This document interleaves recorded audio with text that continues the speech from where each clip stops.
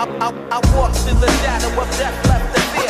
This is a journey through the halls of hell. Yes people, what is good? I am BA, back once again with another reaction in the Game of Thrones series. This is episode 4 of season 3 and it is called And Now His Watch Is Ended. Last episode, the Red Woman has left Stannis to go and find more King's Blood, even though just now I think Stannis feels like she's just leaving him forever. And obviously so many other little scenes took place last episode, but honestly the only thing I can think about is Jaime Lannister getting his hand cut off. A shocking scene, it comes out of nowhere, and also I guess it's even more unexpected because Locke's just a sort of side character we were just introduced to, and then all of a sudden he's the one cutting off Jaime Lannister's hand. I feel like if it was a more main character in that moment we would have expected it more, but that made it even more unexpected. So yeah, looking forward to seeing, I'm assuming the story pick up right where we left off, so let's get into it. This is episode 4, season 3, and now his watch is ended. Let's check it out and see what it's saying to it. You know, last episode I realised that the Tullys were the Blackfish's family, and I probably had realised that one of my previous times watching it, but you know how like this show is so overwhelming, you really can't forgive me for even sometimes forgetting a house and what is attached to that house, because there literally is even so many houses, and they're just the ones that they focus on in the show. I remember seeing an image of all the shields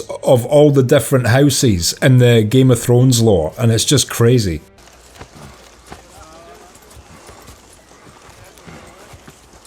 Making him wear it round his own neck. I bet you that would fetch a really high price in the north. You and your sister go in for Kingslayer.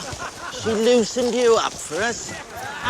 Again, this is one of these things that we can enjoy, but enjoy less retroactively because we remember how much we do end up liking Jaime. But at this point in the story, this is kind of glorious. I mean, like I said, in the Lesser of Evils chart, he still pushed a kid out a fucking window. You deserve to lose a hand for that, do you know what I'm saying? Like literally, if you frame this scene within the context of this guy is an actual attempted child murderer, this shit almost isn't far enough. Have you ever seen a man drink horse piss that fast? Still not far enough. And I love that they've chosen to do this scene because it illustrates that he is instantly nothing like he once was. Stop! You know, he was such a skilled swordsman. With his right hand, he probably would have been able to kill all these guys. He might not be taking it in yet, but this will be the first time that his ego is truly shattering before his eyes, his whole identity.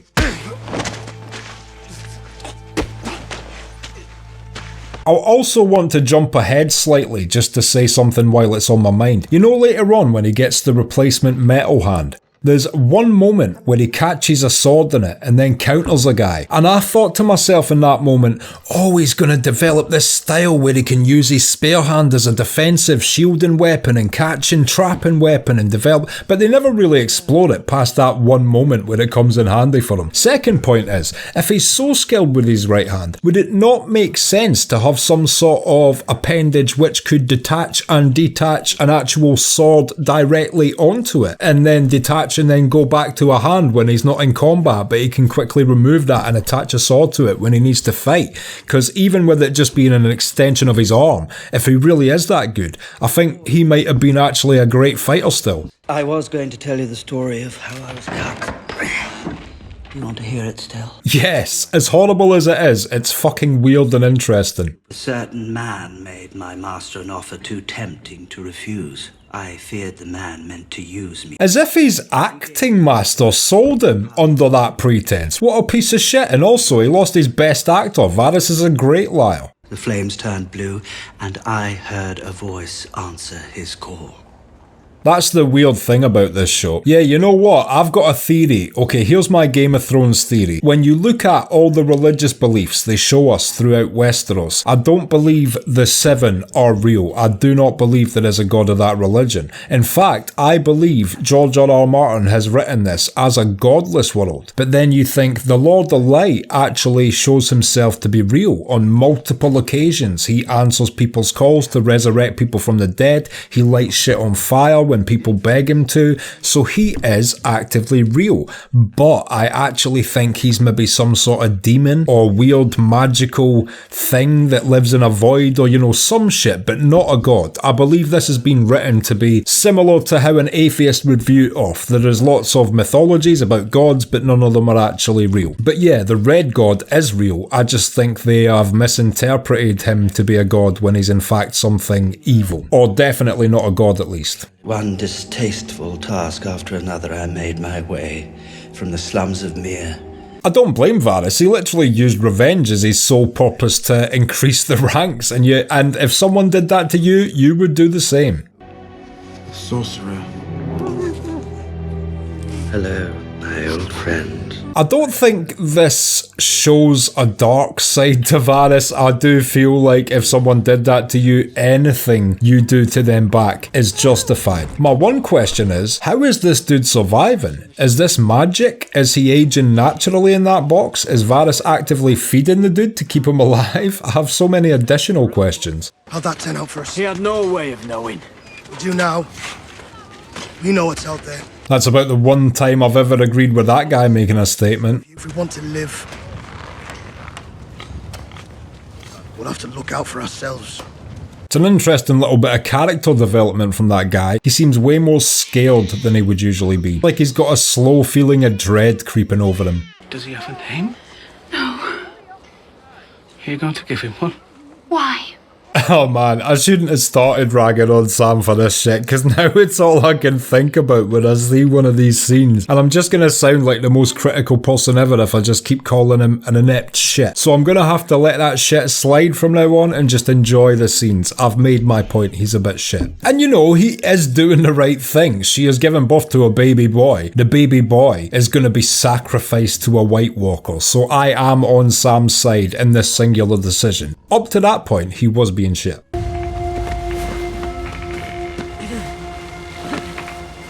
As long as Jaime Lannister isn't up this tree, he should be fine. Promise me. No more climbing. Promise me. Promise me. Holy shit, Catelyn is even showing up in her children's visions being a bit of a douchebag. She isn't well represented 50% of the time. I think we just love her anyway because she's a Stark, but she is quite a flawed woman. We're talking about the same Podrick. They said it was hard to describe.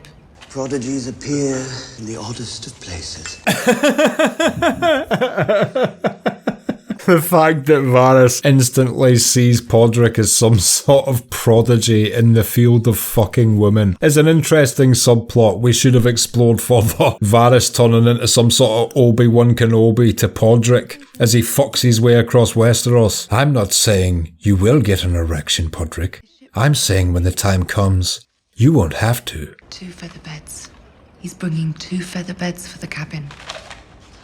Roz is such a legend for that. I don't know if Varys instantly put 2 and 2 together and figured it was for Sansa, but it's definitely setting him on the right path to keep a watch on him. The rest are there to look adoringly upon the 700 to remind them how superior they must be. You need to keep us poor people poor, so you rich people feel more special. I get it. Are you sure Lady Marjorie doesn't find all this a bit macabre? Oh no, it's quite all right, Your Grace. I'd love to see their tombs, really. Talk about playing the game. Lady Marjorie would be the same no matter who it was. She would just play along. Oh yes, Lord Vader, I love to watch people be force choked. We mothers do what we can to keep our sons from the grave. They do seem to yearn for it. Yeah, on behalf of all the evil Knievelist sons out there, I'd like to apologise to our mothers. I mean, think how stressful Evil Knievel's mum's life was. Seriously, that poor fucking woman, what he put her through, should have warranted severe time in jail. I know they did terrible things at the end, but their ancestors built this. She's got you played like a fiddle, you little dick. If you give them your love, they will return it 1,000-fold. And even though Joffrey's horrible, she's actually giving him advice here which would improve him as a king. She's trying to make him better at his job. But also though, how great would it have been if an arrow just went through his fucking head right now?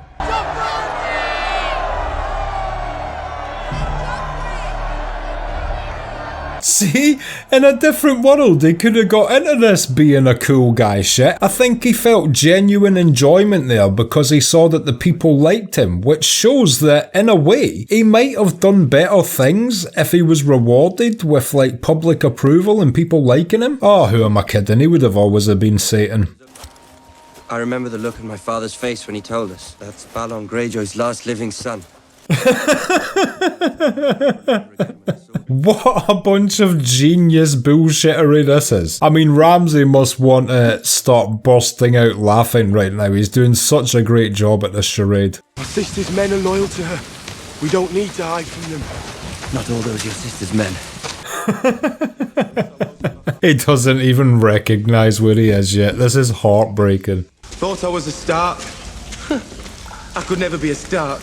Yeah, you know what? Maybe you haven't been quite tortured enough yet. His life fitting better than his clothes. How could someone like that be a brother to me? He is just staying true to who he is, you know. It's just his perception of it's still a bit fucked. But there's nothing wrong with thinking to yourself, no, I am who I am. I will always be this and I will never be a Stark. But it's another thing to be like, fuck the Starks on top of that. Burn the bodies. So I could keep Winterfell. You know, thinking back to this scene, that's the one comment that got Rickon Stark killed, because that is what gives Ramsay the motivation to capture Rickon and then leads to his death later on. If he didn't know that, that would have never have happened. And I chose wrong. Now I've burned everything down. I mean, you still did what you did, but at least you realise you shouldn't have done it. I brought him back. He killed the others. What? No, I didn't. You can't! It's only funny because I've seen it before. This is so fucking twisted. Put him back where he belongs. God, Ramsay is the most twisted individual in this entire show. He trumps Joffrey, I would say. He trumps Joffrey. That is just comically wicked. And I've never seen wickedness to the point where it's like fucking comically ridiculously wicked before. I can't think of another time. Your misfortune, you're giving up. Misfortune? You lost your hand. My sword hand. Oh, fuck off, Jamie. Seriously, there's people with like no limbs down in Flea Bottom, and you've lived a brilliant life, a knight, a Lannister with infinite wealth. You've lost a hand. Get the fuck over it. Do you see the world you're living in? Bloody woman. That's sexist, Brienne. You don't want the Westeros WNBA to cancel your mum. Why did you help me? I mean, there's only one answer to that question. He had nothing to gain from it politically or in any other way. It's because he likes you. You're a good person. No matter what he is, it's still fucking always horrible to see something bad happen to a good person, no? Unless, of course, you are truly evil. Which, while he's incredibly fucked up, I don't think he's truly evil. He's truly good and truly evil. And Catelyn Stark took Tyrion prisoner. Yeah, who doesn't season their ink? Whatever I can. Fuck the internet, fuck emails, and fuck stamps before them for taking away the dope-ass historic process of stamping wax, alright? I wish I could still send people wax-sealed envelopes, little BA stamp, get one back with their unique seal. It would be cool as fuck. But no technological advancements. Did it ever occur to you that your daughter might be the only one listening to them, living by them? She is correct. Cersei is the most like her father of all the Lannister children. I agree with her. Not saying it's a good thing. You're not as smart as you think you are.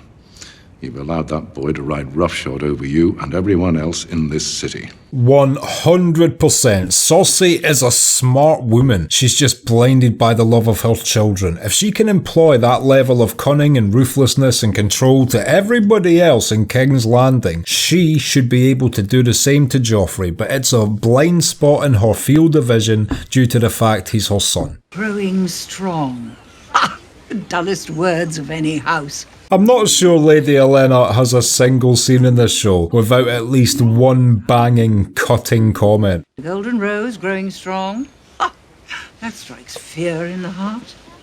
I can see her point. If I was born in Westeros and just so happened to be part of House Tyrell, I would be like, can we just change the sigil to something a bit more badass? There's lots of animals that people haven't picked yet. No? Still the rose thing? Still the growing still the gardening one? Yeah? Okay, we're getting invaded like every 5 years from all directions forever. Seduce away. It's been so long. What happens when the non-existent bumps against the decrepit?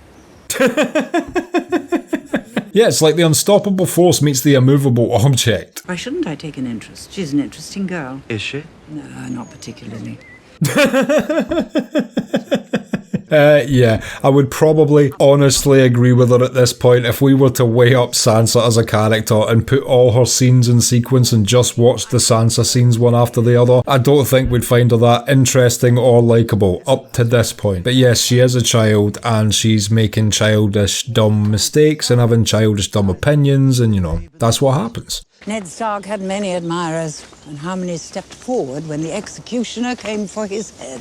Unfortunately, all the loyal ones that were at King's Landing with him got stabbed when he entered the throne room, so he was kind of by himself. And yes, there was a couple people in the crowd, but they wouldn't have been able to do nothing. A confidant of mine has told me that when he goes, Sansa Stark goes with him. Oh, so Varys does know it's all ready for Sansa. If Robb Stark falls, Sansa Stark is the key to the north. Yeah, 100%. I'm so happy that Varys is cluing her in on all this information. And thank the gods, looking back, that the most powerful army that Littlefinger ever really gets at his disposal are the Knights of the Vale. No disrespect to the Knights of the Vale. I'm sure you guys are pretty badass. You know, one of you guys, fully armoured, got your ass kicked by an under-armoured Bronn, but it's fine. You know, I'm sure you're badass. I'm sure there's others who aren't, like, you know, such bitches about it. No. But yeah, the Knights of the Vale are fine, but they don't seem like they're that large an army is my point, and thank God they only ever got a small army at his disposal. And whenever he used them, it was actually for good things. What did you pray for? I can't tell you. Why not? I'll tell you what I prayed for. This is another reason why Margaery is the best. Think about it. What's her motivation for helping Sansa here? She just doesn't want her to be fucked with, I don't think. When I was 12, I was all elbows and knees. Pig face, she called me. Pig face. A pig face which was all elbows and knees. That is an interesting mental image, Margaery. 0 out of 10. Maybe that's why they started wrapping her in tubing, lengthening her out a bit. They have darling children and live in a castle by the sea. It's all terribly frustrating. Always frustrating when one of your siblings gets a castle before you. You must see Highgarden. You'd love it there, I know you would. Anyone wanting to be friends with Sansa just now genuinely is a great thing, because I'm trying to think about it, and I feel like she doesn't have a friend in the world right now. Maybe Shay? And if you were to marry Loras... There was me thinking Margaery was just wanting to be friends with no other intention. Okay, she came into this conversation with a motive, but it's a great motive that will free Sansa of all this horribleness. Yes, it gives the Tyrells the key to the north, and it's a strategic move, but you know, the Tyrells are cool. You know, little Rose. They could work on the logo a bit, sure, but maybe if you combine a rose with a wolf, it would be cool. What about a wolf in like a mafia suit? With the rose in the pocket. The Tyrells wouldn't like that, it downplays the rose. Okay, what about a wolf made of petals? No, that's insane. That bastard Craster starved him to death. Craster's got his daughters to feed. You know what's crazy? That is almost even more justifiable grounds for this mutiny here. As I've been stressing, I feel like it should have been done from Goods Night's Watch members long ago, but if Craster's literally just let one of the wounded guys die and starve him, I mean, these are your sworn brothers. I'd be like, yo, you've just let my brother die in front of me, fuck you. You ever meet a man with 99 sons? Jay-Z, he must sacrifice the daughters. Wait outside. It's cold outside, and there's nothing to eat. My wives give you bread. If Craster was a smart man, he would have detected the mood change there. I feel like a smart person would have detected shit was about to kick off by the tone in the room and been like, you know what, actually you're right, man, help yourselves. I am a godly man! You're a stingy bastard! But you know, you gotta defend your home. Even if you're a wicked, evil, horrible man, I understand why Craster's doing what he's doing. It's kind of a cool little outfit Craster has. He looks like a priest that believes in a wolf god.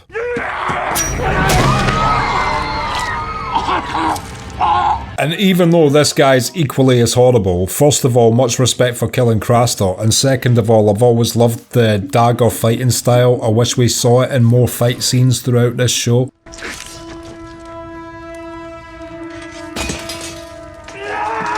What a fucking asshole. Like, why turn around and kill your leader? Why? What was the purpose of that? Just because he said he'd have your head for doing what he did?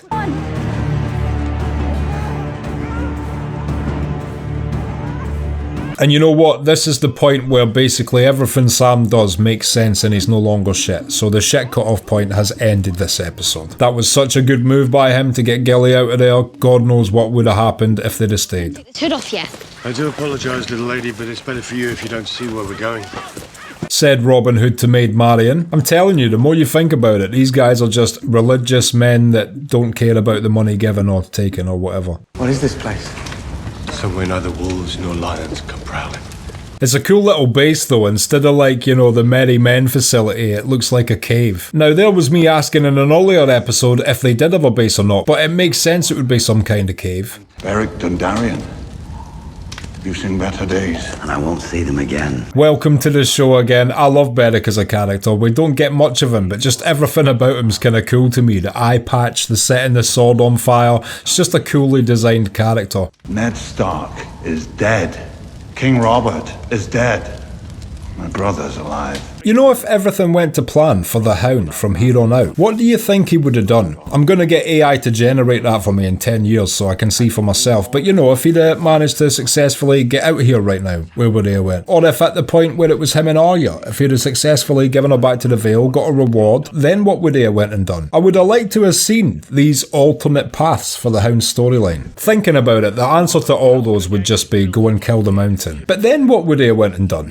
Murder is a crime. I never touched the Targaryen babes. I never saw them. Yeah, I believe the Hound with what he's saying, but also he did kill the butcher's boy, so he has killed a kid before. Micah just ran away. Then I should have killed you. Not my place to question princes. I can see the Hound's point of view here. You know, he was just following orders. From his perspective, I would never be one of these people that would say I was just following orders, because that's how you get Nazi Germany. But I can understand why at this point in his character arc, he thinks like that. He was born and raised, you know, with his build as a robotic soldier. It's all he ever knew. Kind of the same as Ned Stark, you know, Ned Stark always just followed orders. It's just he never had Joffrey telling him what the order was. What a great shot that is. When you know how well trained each individual soldier in that army is, what a fucking dope army she's just acquired. And the fact she actually gets it for free in a second, it's probably one of the best deals in the history of Westeros. Due to her no good dirty double crossing, of course. It's only because we're rooting for Daenerys this is cool. If you think about this like a mafia drug deal, she's the evil gang who double crossed the one gang and took the coke and the bag of money. Granted, the other gang were slavers who made their slaves go out and kill an unborn and raised them as unkillable warriors. But you know, that's besides the point. Two gangs doing a deal. They belong to me. This is Dan. You hold the whip. That seems like a really flawed thing that guy's built into his system. Surely someone could just grab the whip while he was sleeping and take control of his whole army. Don't think he thought that one through.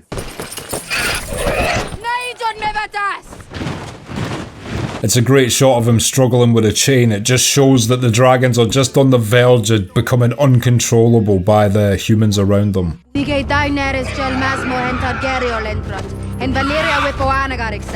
Jorah's so impressed with the unexpected double cross.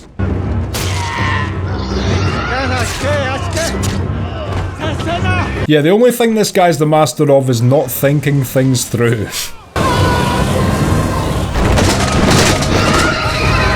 See, when you watch the special features to this show, it's actually incredible. They were out here using real flamethrowers and shit, and I think you can tell just the way the fire moves in the wind and stuff. I don't think they've quite been able to capture that with CGI yet. And also, fuck that guy, must be what this episode's titled after. And now, his watch has ended. Or maybe it was for Craster. So many heroes lost during this episode.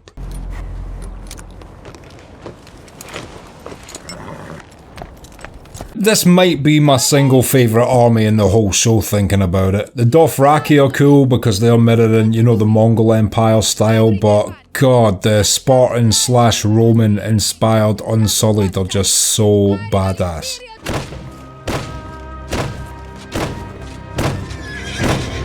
Ah yes, the universal sign for the approval from a eunuch. Absolutely love this storyline though. Just some legend going around freeing the slaves.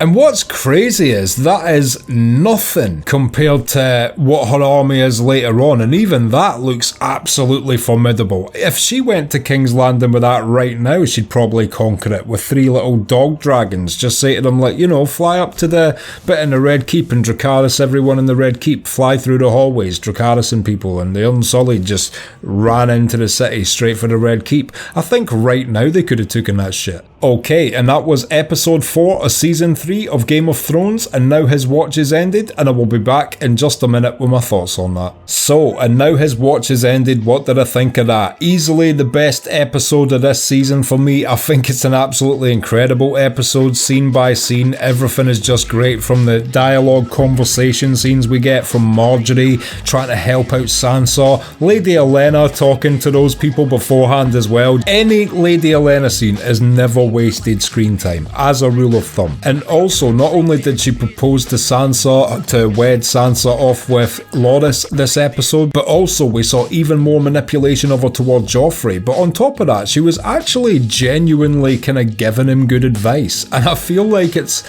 a missed opportunity for Joffrey as a human being, because he genuinely seemed to get a bit of happiness just out of people liking him when they opened the doors and he saw the public. And I wish he'd have just gravitated into that more and been like, no, you know what, today I want to go out and give everyone a loaf of bread. And man, that could have been we could have had the Scrooge storyline built into Game of Thrones. I also love the Brotherhood Without Banners subplot. I forget that we actually go to their base, which seems like just a cave. It doesn't seem like it's maybe a permanent base, a temporary one maybe. But yeah, we've got Gendry, Arya, the Hound, Beric, and everybody else all in that one little location, and Beric and the Hound are about to fight next episode. And just holy shit, Ramsay Bolton. Holy shit. I can't remember a time in my life where I've burst out laughing, just out of the ludicrousness of the level of wickedness being shown to me on screen. That is absolutely insane. His whole speech about being there, the day Theon was born, and oh my god, I forget all these little parts that make it even more so fucked up. I would say the Ramsay storyline actually is one of the key reasons Game of Thrones should be rewatched, because my god, you get so much out of it knowing what it all leads to, that little part. And you know how earlier I was critical of the ending not really working for me with the Scottish Warlocks? I feel like this is an example of when they do what I would call the Daenerys ending, because it's used like 7 times in this show, where it ends with some epic Daenerys moment and then a dragon screech. Literally happens so many times throughout this show, and I don't mind they reuse it and it's a reoccurring trope. But yeah, the Warlock one didn't work. This one works incredibly, because what an amazing scene, you know, even without that, the fact that she pulled the bait and switch on the evil slaver, you know, all mafia deal joking aside, then gets an incredible new army at her disposal, and on top of that, she doesn't actually lose one of her 3 dragons. And that scene at the end of just her walking out, and also it starts the freeing of the slaves storyline, which is an amazing part of her storyline. So the fact that she instantly frees them, throws down the whip, and then we get that zoom out shot of just the entire army marching out with her, the 3 dragons now almost getting uncontrollable, as I said, overhead. Incredible shot, and it always leaves you with such a feeling of epicness and anticipation the first time you watch it, because you're like, holy shit, think what she is going to be able to do with that. Knowing how well trained each individual Unsullied soldier is as well, it's just when you see that many of them, man, they could have done some damage, like I said, just by themselves, let alone with the additions to that Daenerys has yet to acquire. And the Night's Watch mutiny happened, and it is so fucked up because I completely agree with killing Craster, but the fact they decided to then turn around, or at least that one guy did, and instantly kill Lord Mormont, it just made the whole scene instantly horrible. You know, Night's Watch turning on Night's Watch that opposed the decision. And thank God Sam took that opportunity to think, right, let's grab Gilly and get the fuck out of here because things are about to go bad. The only downside of that is, of course, they're now running through the forest that they sacrifice male babies to the White Walkers in with a male baby. But yeah, I think weighing it up scene for scene for scene, I would say, you know, aside from a couple episode 9s in the first and second seasons, this might be one of the single best episodes of the show we've had thus far. And I haven't even mentioned, like, we also got the shit where Varys revealed how he was cut. I mean, my god, we got so many components. And I didn't even mention, we also got the reveal of Varys telling us how he was cut and showing he's still got that guy in the box to Tyrion, and then Varys giving Lady Olenna the heads up as to Littlefinger's plan. There was literally so much in this episode, so much to digest. I'm surprised I was even able to remember half of it without a little notepad in front of me. I know some reactors have a notepad and take notes, but I don't want to be concentrating on having to constantly write stuff down. And on top of that, talk to you guys while watching the show. So yeah, I don't notepad anything. But yeah, all in all, amazing episode. Cannot wait to see what happens next week. If you've liked this video, click like, subscribe to the channel to see more videos like this, ring the bell to be notified as to when they drop. If there's anything you want to talk about, comment down below and share this around to anyone you think might appreciate it or want to watch these reactions along with us. My Patreon link is down in the description. If you become a patron, you get access to my blog, you get access to these reactions I put on YouTube a month and a half in advance, and you also get access to full-length versions of everything I react to. So consider becoming a patron, it helps me and my channel out so much, and until next time, I have been BA, peace.